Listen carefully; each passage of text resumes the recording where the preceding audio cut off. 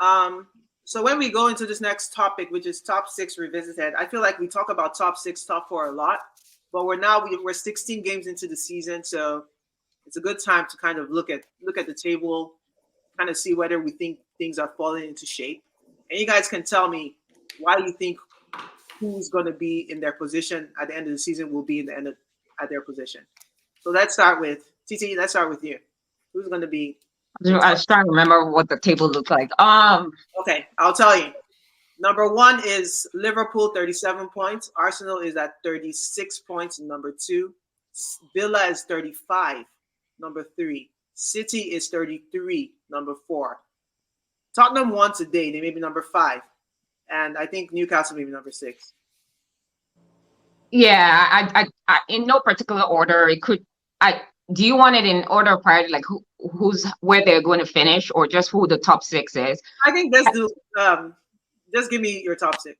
I think top six will remain the list of clubs that you actually just called. It's going to be Villa under. I actually called it last season when we did an end of season review. I said Emery was going to make a difference with Villa. So, and I think they're going to finish in the top six. I think it's going to be Tottenham, between Tottenham or United. I'm not sure, but I think I'm going to be going for Tottenham just with the way their playing style is. So I think it's Tottenham, Villa, Arsenal, City, and Liverpool. Yeah, that would be my top six. I do want to. I'm probably going to push you. Who do you think will win? I knew that was coming. Oh, that's tough. I don't know. It's between City, Liverpool, and Arsenal. That I don't know. I want to say Arsenal, but those three teams are not consistent. So I don't think we're going to have any clarity yet until February, March. But for now, between now and then, it's between City, Liverpool, and Arsenal. Yeah. Okay. And Henry, what about you? Yeah, I mean, I kind of agree with her analysis. I don't know why we're not calling Newcastle though. So I think for me, top six. I think my top six is going to be in no particular order. City, Liverpool, Arsenal, Spurs, Newcastle, and Villa. I think that's top six. I think top four is going to be top four is most likely going to be Arsenal, Liverpool, Man U, and maybe Spurs, and maybe Villa or Newcastle act as a spoiler for one of those teams.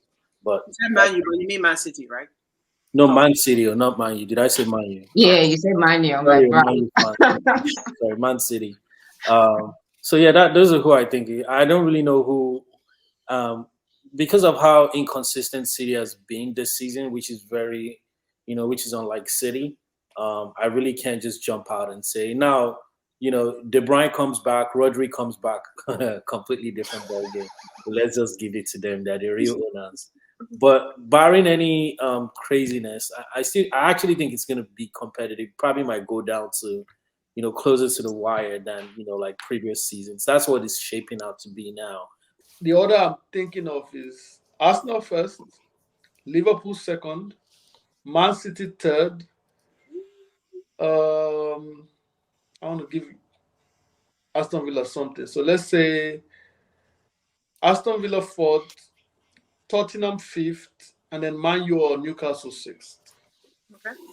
That's where my concern with Newcastle is that they're struggling now with injuries and all that. So they're very home-driven team in terms of their points. They get the home points, they lose the away points. So I feel like if they are out of Europe and they have less matches, that might improve. But I feel like if they get burdened with Europa League, it might still affect them a bit more. Man U are bad, but they somehow know how to win games. They don't draw games. They win or lose. Win or lose. So that's what's keeping them in the discussion. They won games, and they don't draw so many games. So that's why they are still there. And I've been thinking Man City will come third even when they were on top of the table. I just feel like there will be a drop off this year for them eventually. It doesn't matter if De Bruyne comes back. It doesn't matter. De Bruyne will come back, and I'm almost guaranteed they will get injured again. That's just my feeling about this point. So Rodri, I think, is big, but if you've gone to the point where you need one player to win a game every game, then I think there's trouble coming. That's the way I see it. And I think so. That's why I'm more worried about Liverpool. Honestly, I'm not, because I didn't think their team was so good defensively. Right. That they're able to still win all these games is what's scaring me. But they're not that good defensively, right? Yeah, but they're still winning games, and they can always address that in January. That's what. Right. That's fair. That's why I'm worried, because I look at them and I feel like you need one DM, one defender, but you can do that in January. So that's why I'm worried, because I feel they should be lower than where they are now. But the fact that they can still be up there with all their defensive priorities, it's just keeping me worried. Yeah. So for this season, like I said, I just don't think City will win the league. So if City is not winning the league, who's next? It's Arsenal, Liverpool, Tottenham, so whatever. Those are the teams that are left, right? The way I see it, what we need to do, I think what we need is out of our hands, honestly, what I feel. I feel what we need is just luck with injuries. The way the team is right now, I believe if the key players are fit, we will win the league. Okay. Problem is, I feel like Jesus might have another month of injury somewhere. I feel like if Declan Rice is out for 2 weeks, we'll struggle. I feel like if anything happens to any of the other defenders, we're in big trouble. So that's where I'm looking at. So I feel that's one thing. In terms of striker, we all know every Arsenal and non-Arsenal fan know we need a striker. A different version of a striker than what we have already. But what I would say is it's not going to happen in January. I think we should just all, as Arsenal fans, come to that acceptance. Because the player we need or the player we want is not going to be available. We can't even afford him under financial fair play in January. Okay. Let's just accept that. Let's go in summer and buy that big player we want. Whoever it is. If it's Osimhen, if it's Mbappe, whoever it is, buy that player. I'm just saying, whoever it is, save for the summer and buy the best thing you can buy. Right now, hope for and pray for luck with injuries. I think if Arsenal is buying anybody in January, they're probably going to buy a defender and maybe a midfielder if they're still not unsure about what Partey is going to do. Right. But I think if Partey fits, we actually find in midfield. Problem is just we can't rely on Partey. Right. But that's the problem. So midfield, I feel like if Partey comes back, goes to the Nations Cup, come and looking okay, maybe they'll be fine till the summer at least. But defenders, we're down Timber. We had 7 to start the season. Then we're down Timber. Now we are down Tomiyasu. So we're down to 5. The 6th man is now Cedric and Real Waters. So, I mean, we're really down. So I think any injury there is going to be big. So I honestly think they will buy at least one player in January. I suspect to be a defender. And I feel like they will push the midfielder envelope maybe late based on where Partey is and where things are. Right. They will make the defender one first. That's my opinion. So that's what we need to win the league, because I know we're not going to buy a striker in January. I think we just need to be lucky with injuries. We don't need to have injuries where you have 2 injuries to the same position at the same time. That's what Kudos. People will say, oh, Saliba went down. No. The issue is we lost Saliba and Tomiyasu in the same match.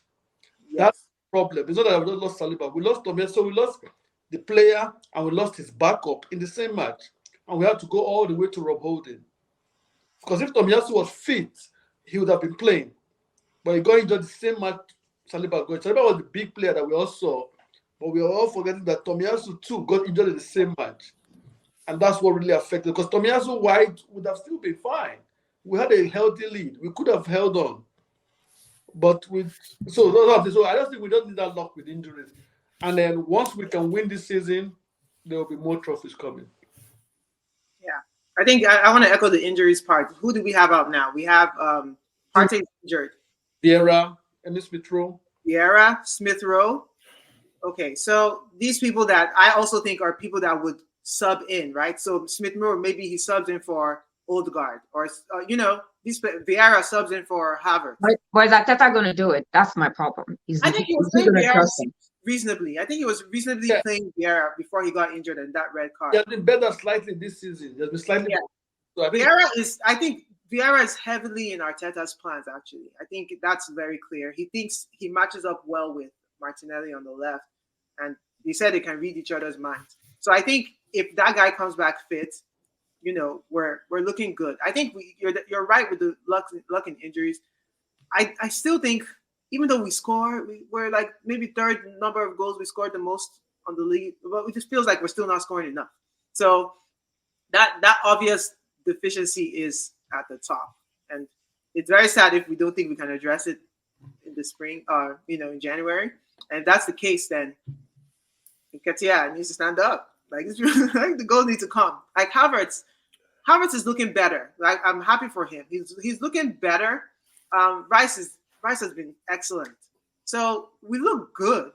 We look good, and we look less likely to concede goals. I think we have a great chance. We have a great chance. We should really be positive for this season.